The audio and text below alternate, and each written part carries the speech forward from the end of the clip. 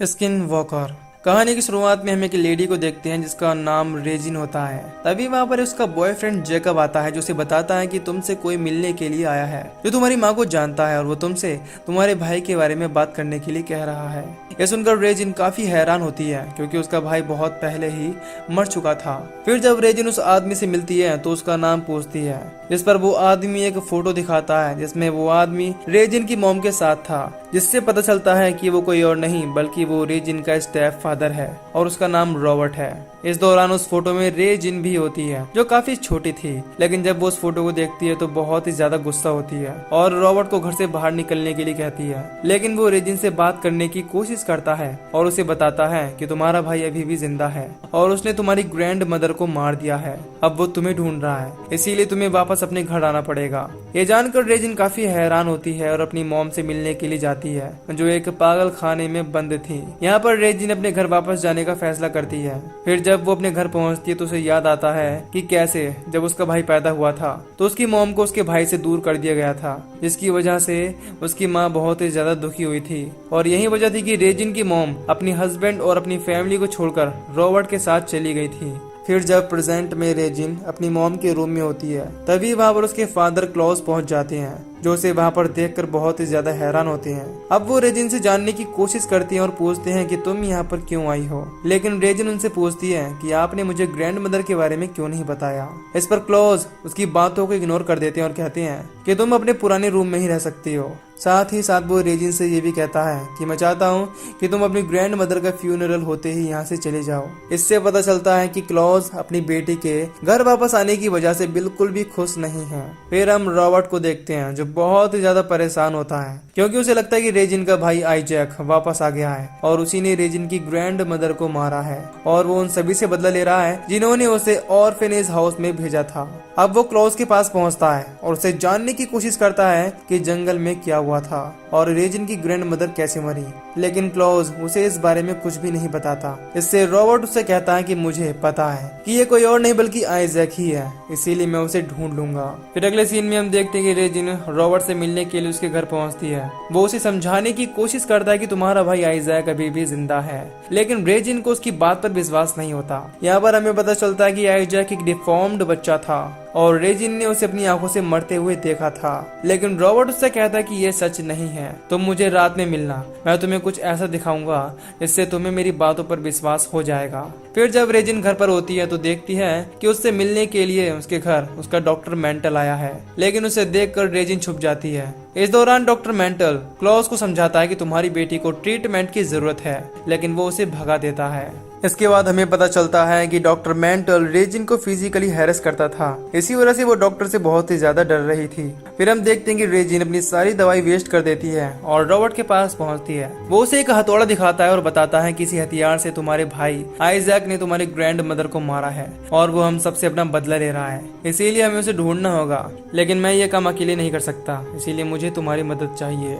फिर अगली सुबह रेजिन क्लॉज के साथ चर्च जा रही होती है। इस दौरान उसे बहुत ही अजीब तरह के विजन आ रहे होते हैं, इसीलिए वो बहुत ही अजीब तरह से बिहेव कर रही थी। इस दौरान वहाँ पर मौजूद एक लेडी रेजिन से डांस के लिए इनवाइट करती है। फिर हम देखते हैं कि रेजिन के डैड क्लॉज अपनी मॉम के फ्यूनरल के लिए एक रेनडियर मार कर लाए हैं और वो चाहते थे कि रेजिन उसे सबसे पहले काटे, लेकिन वो इस चीज के लिए साफ इनकार कर देती है। जिस पर क्लॉज कहते हैं कि तुम्हें यहाँ पर दोबारा नहीं आना चाहिए था क्योंकि यहाँ पर बहुत सारी चीजें हुई हैं जो नहीं होनी चाहिए थी। फिर रात होने के बाद रेजिन अपनी मॉम की ड्रेस पहनकर डांस के लिए तैयार होती है और अपने डैड के पास पहुंचकर कहती है कि आप कभी भी मॉम से मिलने के लिए क्यों नहीं आए। लेकिन जब क्लॉज कोई भी जवाब नहीं देता तो वो कहती है कि मैं यहाँ से इसीलिए भाग गई क्योंकि मैं अपनी जिंदगी जीना चाहती थी और मेरे पास वो सारी चीजें थी जिनकी मुझे जरूरत थी।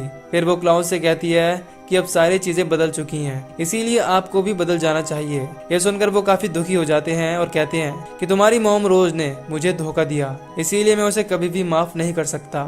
इसके बाद रेजिन अपने डैड को भी डांस में चलने के लिए कहती है, जिस पर वो इस चीज के लिए तैयार हो जाता है। लेकिन जब डांस पार्टी में रेजिन रॉबर्ट के साथ डांस कर रही होती है तो उसे काफी अजीब चीजें महसूस होने लगती हैं। उसी समय क्लॉज रेजिन को खींचकर बाहर ले आते हैं और कहते हैं कि तुम अपनी माँ की तरह ही हो। इस पर वो कहती है कि मुझे फर्क नहीं पड़ता कि लोग मेरे बारे में क्या कहते हैं, क्योंकि ये मेरी लाइफ है, इसीलिए मैं इसे अपने हिसाब से जीऊंगी।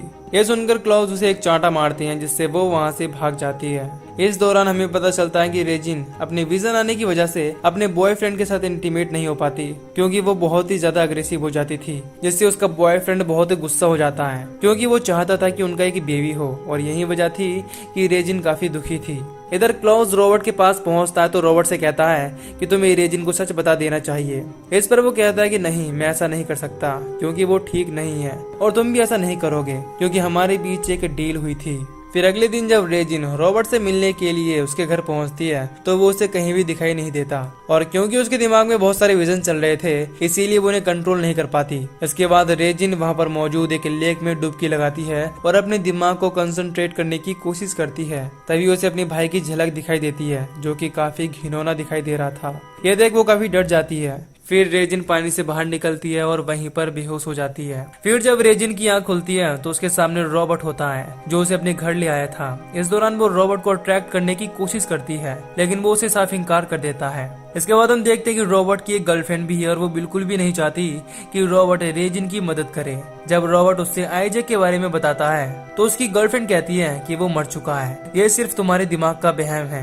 क्योंकि तुम रेजिन की वजह से पागल हो रही हो। इसके बाद हम देखते हैं कि जब रेजिन घर पर होती है तो उसे ऐसा लगता है कि आईजैक बाहर चिल्ला रहा है, इसीलिए वो उसे देखने के लिए बाहर आती है। वहाँ पर उसे डॉक्टर मेंटल मिलता है, जो उससे कहता है कि तुम्हें मेरी हेल्प की जरूरत है, और क्योंकि मैं तुमसे प्यार करता हूँ इसीलिए मैं यहाँ पर आया हूँ। लेकिन रेजिन उस पर अटैक करके वहाँ से भागने लगती है। हालांकि डॉक्टर उसे पकड़ लेता है, लेकिन उसका पैर एक ट्रैप में आ जाता है, जिससे वो वहीं पर फंस जाता है। इसी दौरान रेजिन वहाँ से भाग जाती है। फिर जब रेजिन अपने घर में होती है तो उसे किसी की आवाज सुनाई देती है, जो उसे अपनी तरफ बुला रही थी। जब वो उस आवाज की तरफ बढ़ती है तो उसे सुनाई देता है कि तुम्हारा भाई आईजैक मर चुका है। लेकिन इसके बावजूद वो आवाज चाहती थी कि रेजिन आईजैक को ढूंढे। फिर अगले दिन जब रेजिन अपने फादर के साथ चर्च पहुंचती है तो उसे अजीब तरह के विजन आने लगते हैं। इसमें उसे सब लोग बहुत ही ज्यादा घिनौने दिखाई देने लगती हैं, और वो पूरी तरह से पागल होने लगती है। इसी वजह से वो चर्च में मौजूद फर्नीचर को इधर उधर फेंकने लगती है। इसके बाद हम क्लॉज को देखते हैं, जो रस्सी और हथौड़े लेकर अपने ग्राउंड में मौजूद कुएं में पहुंचता है और वहां पर खोदता है। इस दौरान हमें पता चलता है कि एक डेड बॉडी को वहीं पर दफनाया गया है। इधर हम रेजिन को देखते हैं, जिसे होश आता है तो उसके सामने उसका छोटा भाई आईजैक था, जो उसे देखकर काफी खुश होता है और कहता है कि तुम बहुत ही खूबसूरत हो। फिर वो उसे बताता है कि मेरी जान खतरे में है। लेकिन जब रेजिन आईजैक से कहती है कि किसी ने भी मुझे तुम्हारे बारे में नहीं बताया कि तुम अभी भी जिंदा हो, तो आईजैक कहता है कि रॉबर्ट एक झूठा और बुरा आदमी है और वो सब लोगों को धोखा देता है। फिर हम रॉबर्ट को देखते हैं, जो गन लेकर रेजिन के डैड के घर पहुंचता है। इस दौरान वो अपने साथ एक शॉर्ट गन भी लाया होता है, क्योंकि उसे लगता था कि आईजैक उस पर अटैक कर देगा। यहाँ पर हमें पता चलता है कि आईजैक किसी और का नहीं बल्कि रॉबर्ट का ही बेटा है। उसी समय जब रॉबर्ट आईजैक को खुद से बात करने के लिए कहता है तो कोई उस पर हमला कर देता है। इसके बाद हम रेजिन को देखते हैं, जो आईजैक के साथ सो रही होती है। उसे अपना पास्ट याद आता है, इससे हमें पता चलता है कि आईजैक को घर से बाहर कोई और नहीं बल्कि रेजिन ही ले गई थी। फिर रेजिन रॉबर्ट की गर्लफ्रेंड के पास पहुंचती है। रेजिन की हालत देखकर वो काफी हैरान होती है और उसके बारे में पूछती है। इस पर रेजिन उसे बताती है कि आईजैक मेरे साथ है।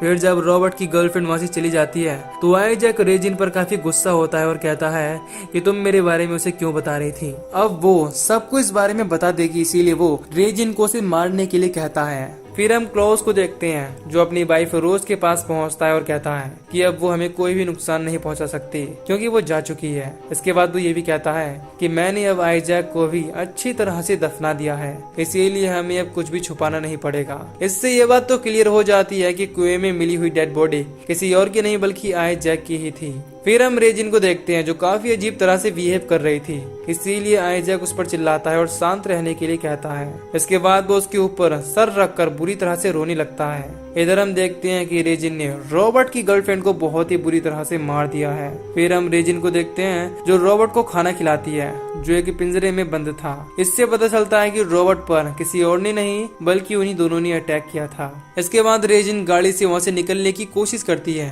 तभी आईजैक उस पर अटैक कर देता है और फिर उसे एक खतरनाक हुक से नुकसान पहुंचाने की कोशिश करता है। फिर हम देखते हैं कि रेजिन उस हुक को लेकर काफी अजीब हरकतें करने लगती है। इस दौरान वो पूरी तरह से कंट्रोल से बाहर थी, इसकी वजह से रॉबर्ट भी उसके हाथों मारा जाता है। इसके बाद रेजिन को फिर से बहुत सारे विजन दिखाई देने लगते हैं जिसमें कई लोग उस पर अटैक करने की कोशिश कर रहे थे। तभी वहाँ पर क्लाउस पहुंच जाते हैं जो उसे बताते हैं कि मैं यहाँ पर तुम्हारे लिए आया हूँ और मैं जानता हूँ कि तुमने क्या किया है। साथ ही साथ वो ये भी कहता है कि इसमें तुम्हारी कोई भी गलती नहीं है, इन सब का जिम्मेदार कहीं ना कहीं सिर्फ मैं ही हूँ। इसके बाद रेजिन अपने डैड को भी मार डालती है। फिर हमें पता चलता है कि बचपन में आइजैक को कुएं में किसी और ने नहीं बल्कि रेजिन ने ही फेंका था। हालांकि उसके डैड ने उसे रोकने की कोशिश भी की थी, लेकिन वो इस चीज में पूरी तरह से नाकाम रहे थे। फिर जब रेजिन को ये सारी चीजें याद आती हैं, तो वो अपने डैड को मरा हुआ देखकर रोने लगती है। यहाँ पर यह बात साफ हो जाती है कि आइजैक पहले ही मर चुका है। रेजिन को बस उसका विजन दिखाई देता है। तभी उसे पुलिस की गाड़ी की आवाज सुनाई देती है, इसीलिए वो अपनी जान बचाने के लिए जंगल में छुप जाती है। लेकिन जब वो बाहर आती है तो हमें पता चलता है कि वो एक पागल खाने में है। इससे ये क्लियर हो जाता है कि उसे अरेस्ट कर लिया गया था। अब इस सब से हमें पता चलता है कि जब रेजिन ने बचपन में अपने भाई को डिफेक्टेड देखा तो उसने उसे कुएं में फेंक दिया था, लेकिन उसके दिमाग ने यह भ्रम बना लिया कि उसका भाई डिफेक्टेड होने की वजह से मर गया। और क्योंकि जब वो घर छोड़कर भाग गई तब भी उसे हमेशा अपने भाई की वजह से अजीब विजन्स आते थे, इसीलिए ही वो डॉक्टर से इलाज करवा रही थी। लेकिन वो भी उसे फिजिकली टॉर्चर करता था। इसी वजह से वो रेजिन का पीछा करते हुए उसके डैड के घर तक पहुंच गया था। रेजिन इन्हीं कारणों की वजह से जब अपने बॉयफ्रेंड के साथ इंटीमेट होने की कोशिश करती थी तो वो ऐसा नहीं कर पाती थी, जबकि वो दोनों ही एक बेबी चाहते थे। फिर जैसे जैसे उसके सामने अपने भाई से रिलेटेड सारी बातें साफ हुई, उसे समझ आ गया कि उसने खुद ही अपने भाई को मारा है। और रॉबर्ट ने रेजिन से झूठ बोला था कि उसका भाई अभी जिंदा है, क्योंकि कहीं ना कहीं वो भी पूरी तरह से दिमागी रूप से ठीक नहीं था। लेकिन तब तक रेजिन ने अपने दिमाग में चल रहे भ्रम की वजह से सबको मार दिया था। और इसके बाद हम आखिरी बार रेजिन को गिरफ्तार देखते हैं और इसी के साथ ये मूवी यहीं पर खत्म हो जाती है। तो दोस्तों, अगर आपको इस मूवी की एक्सप्लेनेशन पसंद आई हो तो वीडियो को लाइक और चैनल को सब्सक्राइब कर दीजिए। बाकी मैं मिलूंगा आपसे न्यू वीडियो में। Till then take care, love you, bye bye.